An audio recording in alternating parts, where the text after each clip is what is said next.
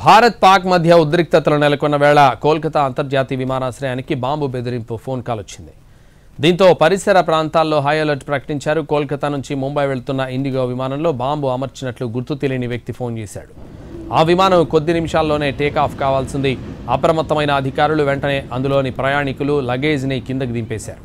విమానాన్ని ఐసోలేషన్ బేలోకి తీసుకువెళ్లి తనిఖీ చేశారు. అనుమానాస్పద వస్తువులేవి కనిపించకపోవడంతో ఊపిరి పీల్చుకున్నారు.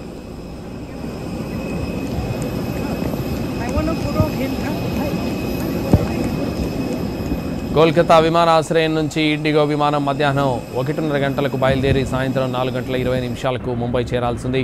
మొత్తం 195 మంది చెక్ ఇన్ అయిన తర్వాత బాంబు బెదిరింపు ఫోన్ కాల్ రావడంతో అధికారులు అప్రమత్తమయ్యారు. ఎయిర్పోర్ట్ పరిసరాల్లో హై అలర్ట్ ప్రకటించారు. Bomb disposal squad, security force ఎయిర్పోర్ట్లో అణువణువు గాలించారు. విమానాశ్రయం దగ్గర సిఐఎస్ఎఫ్ బలగాలు భద్రతను కట్టుదిట్టం చేశాయి.